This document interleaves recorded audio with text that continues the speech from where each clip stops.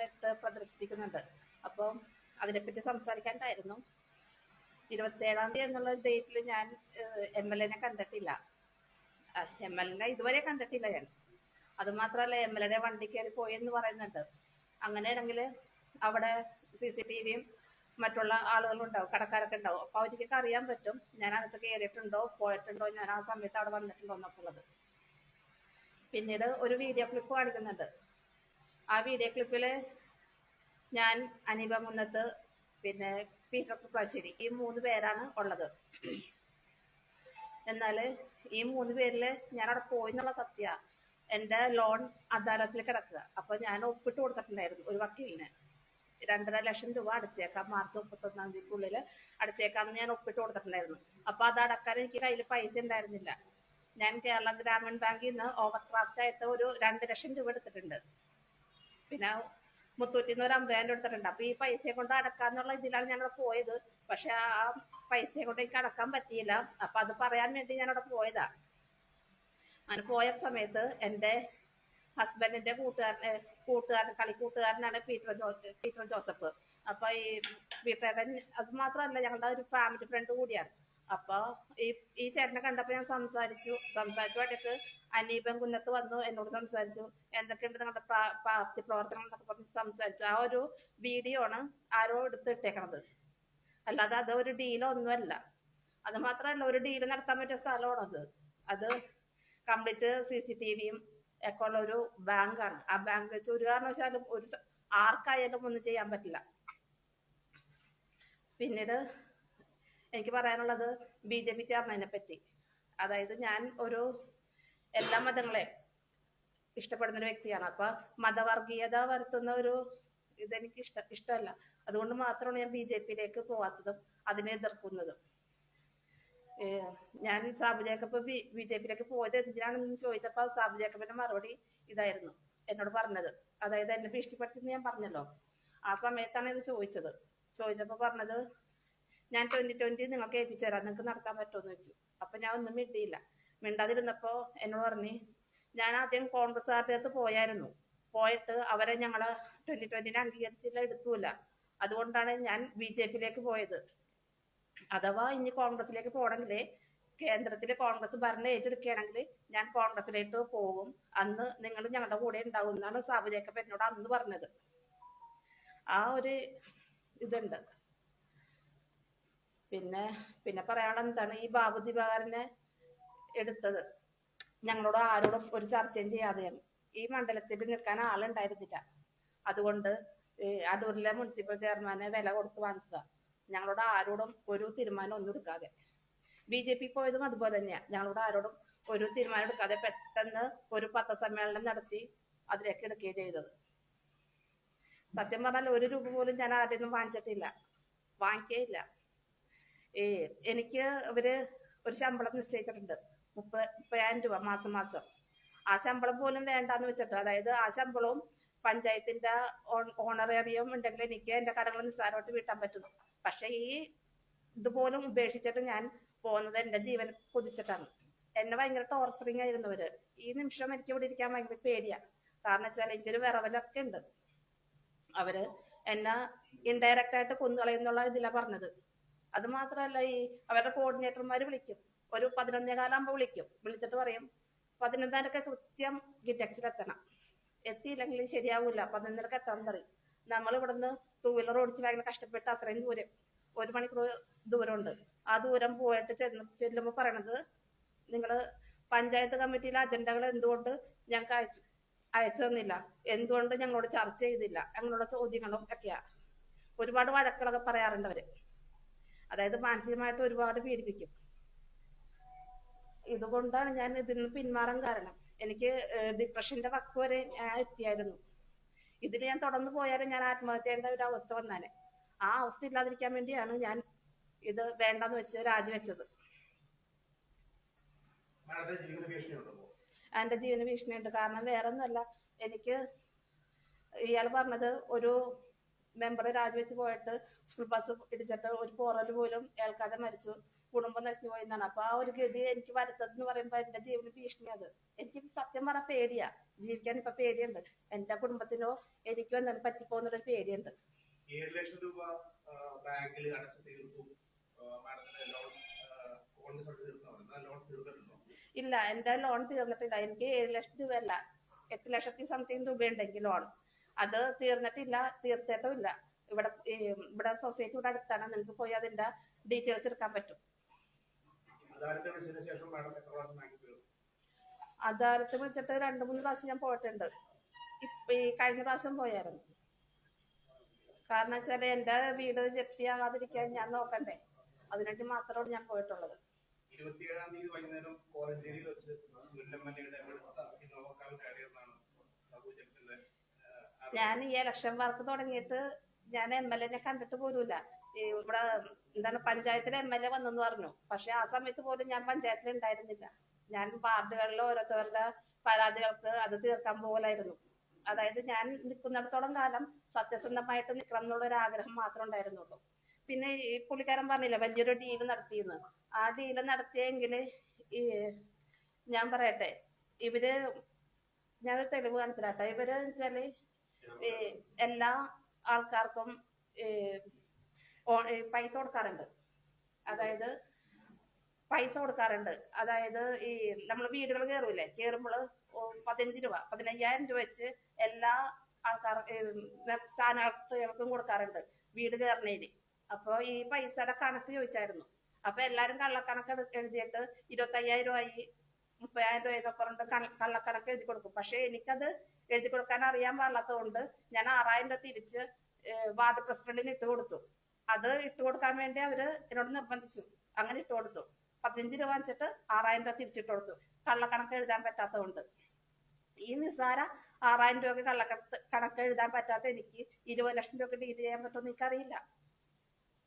എനിക്ക് അത്രയും ബുദ്ധിമുട്ടുണ്ട്. ശരിക്കും പറഞ്ഞാൽ മാനനഷ്ടത്തിന് കേസ് കൊടുക്കണം. പക്ഷെ എന്റെ അകത്ത് അത്രയും കോടീശ്വരനായിട്ടുള്ള ഒരു വ്യക്തിയെ എതിർത്ത് നിൽക്കാനും മാനനഷ്ടത്തിന് കേസ് കൊടുക്കാനുള്ള ഒരു വകയില്ലാത്തത് കൊണ്ട് മാത്രമാണ് ഞാൻ അത് കൊടുക്കാത്തത്. ബി.ജെ.പി പോലുള്ള ഒരു വർഗീയ സംഘടനയിലേക്ക് 2020 ഇടത്തോട്ടുമില്ല വലത്തോട്ടുമില്ല എന്ന് പറഞ്ഞ ആ 2020 പ്രവേശിപ്പിച്ചത് കൊണ്ട് തന്നെയല്ലേ, നിങ്ങളോട് ആലോചിക്കാത്തത് കൊണ്ട് തന്നെയല്ലേ നിങ്ങൾ പാകിസ്ഥാൻ ഈ പഞ്ചായത്ത് പ്രസിഡന്റ് സ്ഥാനം രാജിവെച്ച് ഇപ്പോൾ മാറി നിൽക്കുന്നത്? അതെ, കാരണം നമ്മളോടൊന്നും ആലോചിച്ചിട്ടില്ല. ഇതൊരു സ്വതന്ത്ര രാഷ്ട്രീയ സംഘടന ആയതുകൊണ്ട് മാത്രമാണ് ഞാൻ ഇതിൽ വന്നത്. ഇതൊരു BJP ആയിട്ട് ടൈപ്പ് ആയിട്ടുള്ള ഒരു സംഘടന ആണെന്നെങ്കിലും ഞാൻ ഇതിനകത്ത് വരില്ലായിരുന്നു ഒരിക്കലും. കാരണം ഇത് വലത്തോട്ടോ ഇല്ല ഇടത്തോട്ടോ ഇല്ല. BJP ഒരുപാട് കുറ്റം പറഞ്ഞ വ്യക്തിയാണ്. അതായത് ഒരു സീറ്റ് തന്നാൽ പോലും ഞാൻ അതിലേക്ക് പോകില്ല എന്ന് കുറ്റം പറഞ്ഞ ആ വ്യക്തി ആ ഒരു വീഡിയോ കണ്ടപ്പോഴാണ് ഞാൻ ഇതിനകത്തോട്ട് പ്രവർത്തിക്കാൻ തന്നെ തുടങ്ങിയത്.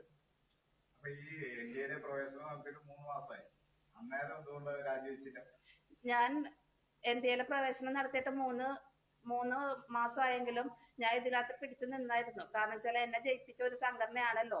മറ്റുള്ള ആൾക്കാരോട് ഞാൻ എന്ത് പറയും എന്നുള്ളൊരു, ഞാനൊരു സാധാരണ വീട്ടമ്മയാണ്. അപ്പൊ ആ ഒരു വിഷമം ബുദ്ധിമുട്ടും കാരണം ഞാൻ പിടിച്ചു നിന്നു. പക്ഷെ ഇനിയും പിടിച്ചു നിന്നാലും ഞാൻ മാനസികമായിട്ട് തകർന്നു പോകും. ഒരു പക്ഷെ ഞാൻ ആത്മഹത്യയുടെ അവസ്ഥ വരും.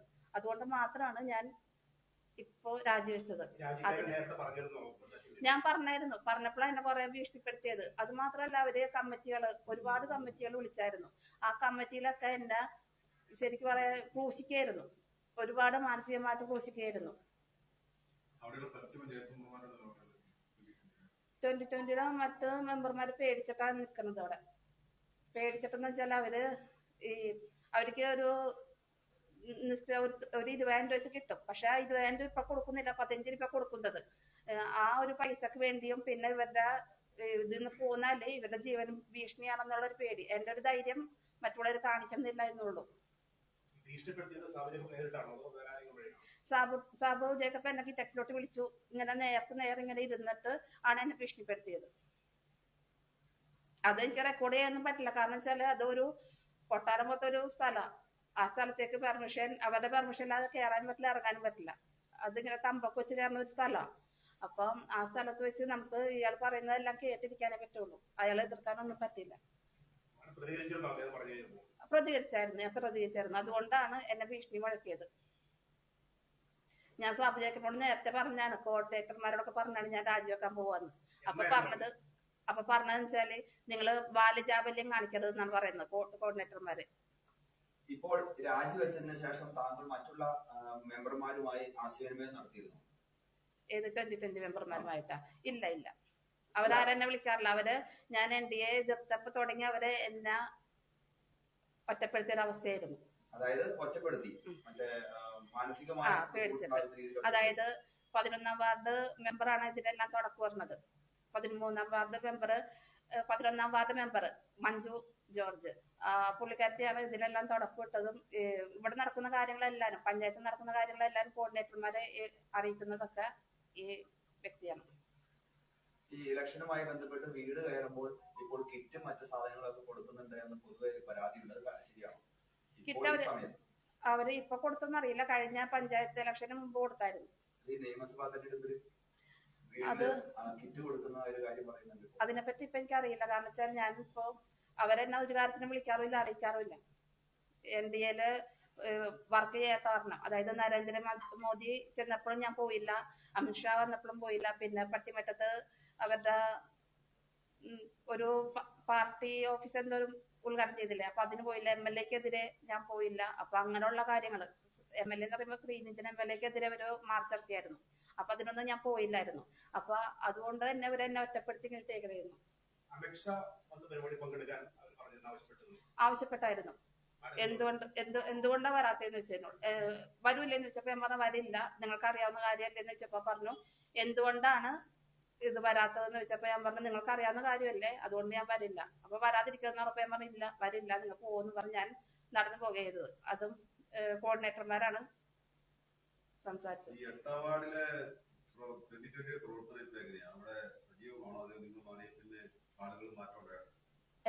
രീതിയാണ്, അതായത് മറ്റുള്ള ആൾക്കാരെല്ലാം അടിമകള്, അതിൽ പെട്ടുപോയ ആൾക്കാരൊക്കെ അടിമകളാണ് അവർക്ക്. അപ്പൊ ആ അടിമത്തം എനിക്ക് പറ്റാത്തത് കൊണ്ടാണ് ഞാൻ അതിൽ നിന്ന് പിന്മാറിയത്.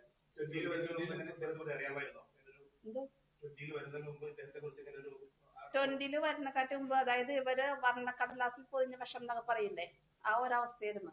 നമ്മൾ പുറമേ നോക്കുമ്പോൾ 2020 എന്നത് ഒരു നല്ലൊരു പ്രസ്ഥാനമായിട്ടാണ് നമുക്ക് കാണുന്നത്. കാരണം പാവപ്പെട്ടവരെ സഹായിക്കുന്നു, കിറ്റ് കൊടുക്കുന്നു. അപ്പൊ അതൊക്കെ ഒരു ഇതിലാണ് നമ്മൾ 2020-യെ നോക്കണത്. പക്ഷെ വെറും എന്താ പറയാ, മുതലാളിത്ത വ്യവസ്ഥ എന്നാ പറയില്ലേ, ആ ഒരവസ്ഥയാണ്. ആ പുള്ളിക്കാരന് ED ആയിട്ട് എന്തോ പ്രശ്നം ഉണ്ടായത് കൊണ്ടായിരിക്കാം BJP പോയത് എന്ന് ഇപ്പൊ ഞാൻ ആലോചിക്കുകയാണ്. കാരണം വെച്ചാല് വേറൊന്നുമല്ല, ഞാൻ ഒരു കാലത്തും ചെയ്യാത്ത ഒരു തെറ്റാണ് ആ പുള്ളി എന്നെ ആരോപിച്ചേക്കുന്നത്. ഞാൻ 20 ലക്ഷം രൂപ ഡീലാക്കിയിരുന്നു. ഇപ്പോഴും ഞാൻ 1 രൂപ പോലും ആരെയൊന്നും വാങ്ങിക്കാത്ത വ്യക്തിയാണ്. മാഡത്തിന്റെ വീഡിയോ വ്യാപകമായിട്ട് 2020 ഗ്രൂപ്പുകളിലും ഫേസ്ബുക്കിലെല്ലാം വരുന്നുണ്ട്. മാഡം ഡീൽ നടത്തുന്ന ഒരു വീഡിയോ ആണ് പ്രചരിപ്പിക്കുന്നത്. അത് ഡീൽ നടത്തുന്ന വീഡിയോ അല്ല. ആ പുള്ളിക്കെതിരെ നിയമ നടപടി സ്വീകരിക്കാൻ ഞാൻ ആളല്ല. കാരണം വെച്ചാൽ എനിക്ക് ആ പുള്ളിയുടെ അത്രയും കോടീശ്വരനോ ഒന്നുമല്ല. എന്റെ 5 പൈസ ഇല്ലാത്ത, അതായത് ഞാൻ അന്നന്ന് ജീവിക്കുന്ന ഒരു വ്യക്തിയാണ് ജോലിയെടുത്ത്. അപ്പൊ ആ പുള്ളിനെ എതിർക്കാനുള്ള ഇതെനിക്കില്ല. പുള്ളിന്ന് വെച്ചാല് എല്ലാത്തിലും കേസ് പറഞ്ഞ് എല്ലാവരെയും എന്താ പറയാ അടിമകളാക്കി കൊണ്ട് നടക്കുന്ന ഒരു വ്യക്തിയാണ്.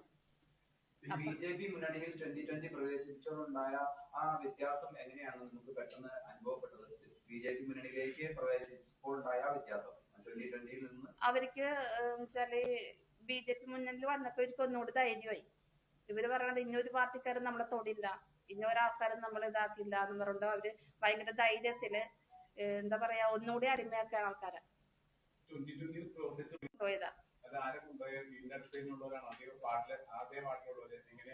അത് അതേ വാർഡിലുള്ള ജോർജ് എന്ന് പറഞ്ഞ ഒരാളെ കൊണ്ടുപോയത്.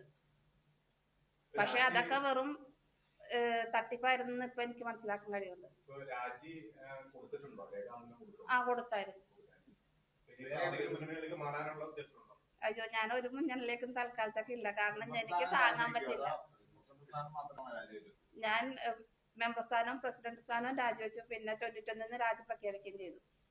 ഇപ്പൊ ഈ BJP-യിൽ വന്നതിന് ശേഷം മറ്റേ സംരക്ഷണം കിട്ടുന്നു എന്ന് പറഞ്ഞു. പുള്ളി അടൂര് മുനിസിപ്പൽ ചെയർമാൻ ആയിരുന്നു. അതുപോലെ തന്നെ ഞങ്ങളോട് ആരോടും ചോദിക്കാതെയാണ്, അതായത് ഈ മണ്ഡലത്തിൽ ഒരാളെ കിട്ടാത്തത് കൊണ്ട് ഞങ്ങളോട് ആരോടും ചോദിക്കാതെ അത് പർച്ചേസ് ചെയ്തത് തന്നെയാണെന്നാണ് എന്റെ അറിവ്. 2020 പ്രവർത്തനം BJP നിർദ്ദേശത്താലാണ് ഇപ്പോൾ പോകുന്നത് അല്ലെ? അങ്ങനെ ഞാൻ പറയാം. ഇപ്പൊ 8ാം വാർഡിലല്ലേ താമസിക്കുന്നത്? അല്ല, ഞാൻ 10ാം വാർഡിലാണ്. 8ാം വാർഡിൽ നിന്ന് ജയിച്ച ആളാണ്. ഈ 10ാം വാർഡില് അങ്ങനെ നിൽക്കുമ്പോ ഈ 8ാം വാർഡിൽ ചെന്നപ്പോഴും അവിടെ ആളുകളുടെ പ്രതിഷേധം ഉണ്ടായിരുന്നോ താങ്കൾക്കെതിരെ? ഇങ്ങനെ പുറത്തുനിന്ന് വന്ന ഒരു വാർഡിൽ നിന്ന് വന്ന ഒരാളാണെന്നുള്ളത് അങ്ങനെ പ്രതിഷേധം എന്ന് പറയാൻ പറ്റില്ല. അവർക്ക് എന്നെ ഇഷ്ടമായിരുന്നു. കാരണം വെച്ചാൽ ഞാൻ അതില് ഇങ്ങനെ പോകാറുള്ള വ്യക്തിയാണ്. ഇങ്ങനെ ആൾക്കാർ കാണാറുണ്ടല്ലോ, അങ്ങനെ ഒരു ഇതിൽ ഇഷ്ടമായിരുന്നു. പിന്നെ ഇവര് കിറ്റ് കൊടുത്ത് മയക്കിയതാണ്. വീണ്ടും ഇനി അങ്ങനെ ഒരു ഇലക്ഷൻ നേരിടുന്ന ആ വാർഡിൽ വീണ്ടും ആരെങ്കിലും സ്വതന്ത്രമായിട്ട് അങ്ങനെ മത്സരിക്കാനുള്ള എന്തെങ്കിലും സാധ്യതയുണ്ടോ? അയ്യോ, അതൊന്നും എനിക്ക് ഇപ്പൊ പറയാൻ പറ്റില്ല. എനിക്ക് ആ ഒരു മാനസികാവസ്ഥ അല്ല ഇപ്പൊ ഉള്ളത്. കാരണം വെച്ചാല് ഞാൻ ഇപ്പൊ ശരിക്കും പറഞ്ഞാൽ പേടിച്ചാ ജീവിക്കണത്. കാരണം എനിക്ക് 2 മക്കളും ഭർത്താവും ഉണ്ടാവും. അവർക്കൊന്നും വരുത്തല്ലേ ദൈവമേ എന്നുള്ള ഒരു പ്രാർത്ഥന മാത്രമേ ഇപ്പൊ ജീവിക്കുന്നത്. ഇപ്പൊ ഞാൻ ഈ ഇവിടെ ഞാൻ നിങ്ങളെ വിളിച്ചു കൂട്ടിയത് വേറെ ഒന്നുമല്ല, എന്നെ പറ്റി ഇല്ലാത്ത നുണകളാ പറയുന്നത്. അപ്പൊ ഞാൻ ആ 20 ലക്ഷം രൂപ ഡീൽ നടത്തി എന്നുള്ള ഒരു നുണ പ്രചരിപ്പിക്കുമ്പോ അത് ആ സത്യസ്ഥിതി ജനങ്ങൾ അറിയണം. അതുകൊണ്ട് മാത്രമാണ് ഞാൻ ഇത് ചെയ്തത്. ജീവന ഭീഷണി ഉണ്ടെന്ന് പറഞ്ഞല്ലോ, താങ്കളുടെ കുടുംബത്തിലുള്ള മറ്റുള്ളവരുടെ അവസ്ഥ എന്തായിരിക്കും? എന്റെ പിള്ളേർക്കൊക്കെ ഭയങ്കര പേടിയാ. പിള്ളേർ ഇപ്പൊ അമ്മ പുറത്തു പോകുമ്പോ സൂക്ഷിക്കണം എന്ന് പറഞ്ഞ കരയാ. വീട്ടിലിരുന്നാലും അവര് ഭയങ്കര വിഷമത്തിലും ബുദ്ധിമുട്ടിലൊക്കെയാ.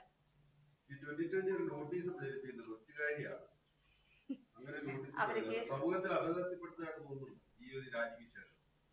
എന്നെ ഒരുപാട് മാനസികമായിട്ടും അല്ലാതെയൊക്കെ അവര് ഒരുപാട് കള്ളത്തരങ്ങൾ പറഞ്ഞ് പിടിപ്പിക്കുന്നുണ്ട്. ഒരുപാട് കള്ളത്തരങ്ങൾ. അപ്പൊ ആ സാബു ജേക്കബ് എന്ന വ്യക്തി എന്ന് വെച്ചാല് ഇവരുടെ കൂട്ടത്തിൽ നിന്ന് പിരിഞ്ഞുപോയ ആൾക്കാരെ പറ്റി ഒരുപാട് നുണകളും ഒക്കെ പറയുന്ന ഒരു വ്യക്തിയാണ്. ഇല്ലായ്മകളൊക്കെ പറഞ്ഞുണ്ടാക്കുന്ന ഒരു വ്യക്തിയാണ്. അപ്പൊ അതുകൊണ്ട് എനിക്ക് ആ നുണകളെ കുറിച്ച് കേൾക്കുമ്പോൾ ഒരു വിഷമമുണ്ടെങ്കിലും എനിക്ക് അതിനെപ്പറ്റി അത് സത്യമല്ല എന്നുള്ളത് കൊണ്ട് എനിക്ക് വേറെ പ്രശ്നങ്ങളൊന്നുമില്ല. പക്ഷെ ഈ പഞ്ചായത്തിൽ നിന്ന് ഇനിയും രാജികൾ പ്രതീക്ഷിക്കാട്ടോ. ഇനിയും രാജ്യം പ്രതീക്ഷിക്കാന്ന് വെച്ചാല് പേടിച്ചിട്ട് പുറമെ പറയാതിരിക്കുന്നതാ. അപ്പൊ 1-2 സൂചനകൾ എനിക്ക് കിട്ടിയിട്ടുണ്ട് രാജ്യം പ്രതീക്ഷിക്കാന്നുള്ളത്. ഈ സാബു ജേക്കബ് VP സജീന്ദ്രന്റെ നേതൃത്വത്തിൽ ഡീല് നടന്നു എന്ന് പറയുന്നു. എന്തായിരിക്കും അദ്ദേഹം ഈ മുൻ MLA VP സജീന്ദ്രന്റെ പേര് ഉദ്ധരിച്ചുകൊണ്ട് അങ്ങനെ ഒരു എന്ത് കാര്യത്തിന് വേണ്ടി ആയിരിക്കാം പുള്ളി അങ്ങനെ ഉദ്ദേശിച്ചത്? വേറൊന്നുമല്ല, അത് കോൺഗ്രസിനെ അപകീർത്തിപ്പെടുത്താൻ വേണ്ടി മാത്രമാണ്. അതായത് അവര് പറയണത് അവരൊരു മീറ്റിംഗ് വിളിച്ചു കൂട്ടിയായിരുന്നു. കിഴക്കമ്പലത്ത് തന്നെ ഒരു സേവന ഗ്രൂപ്പ് ഉണ്ട്, അവിടെ വിളിച്ചു കൂട്ടിയായിരുന്നു. അപ്പൊ അവിടെ ഞാൻ പോയപ്പോൾ അവര് പറഞ്ഞത് കോൺഗ്രസ്സുകാർ ഒരിക്കലും കയറി വരരുത്, എന്താണ് ശ്രീനിധനെ കരുവാക്കിയിട്ട് നമുക്ക് കോൺഗ്രസിനെ ലക്ഷ്യമിട്ട് കോൺഗ്രസിനെ നശിപ്പിക്കണം എന്നുള്ളൊരു ഇതാണ് അവര് അന്ന് പറഞ്ഞത്. അതിന് എത്ര രൂപ വേണമെങ്കിലും അവര് കൊടുത്തേക്കാം, എത്ര മദ്യം വേണമെങ്കിലും അവർ ഒഴുക്കിയേക്കാം എന്നാണ് പറഞ്ഞേക്കണത്. ആ ഇലക്ഷന് വേണ്ടിയിട്ട്. അതായത് ഈ പ്രാവശ്യം എന്താണ് ശ്രീനിധനെ കരുവാക്കിയിട്ട് സജീന്ദ്രൻ ജയിക്കാതിരിക്കാൻ വേണ്ടി അവർ എത്ര രൂപ വേണമെങ്കിലും ഇറക്കിയേക്കണം.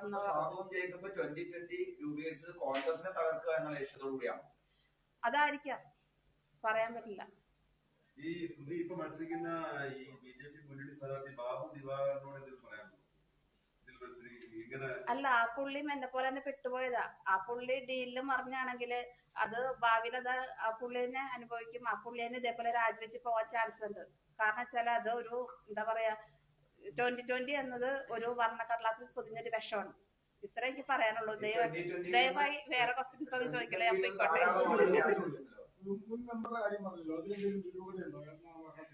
അത് അതിനെപ്പറ്റി എനിക്കറിയില്ല. പക്ഷെ ആ പുള്ളി എന്നോട് പറഞ്ഞതാണ് മുൻപർ രാജിവെച്ചിട്ട് ബസ് ഇടിച്ച് ഒരു ബോറൽ പോലെ കഥ മരിച്ചു എന്നുള്ളത്. ആ പുള്ളി ആ ഒരു ഗതി എനിക്ക് വരുത്തത്. അയ്യോ, അതൊന്നും എനിക്കറിയില്ല. മറ്റുള്ള പഞ്ചായത്തുകളിലും ഇനിയും തൊട്ടടുത്ത ദിവസം രാജ്യം ഉണ്ടാവും.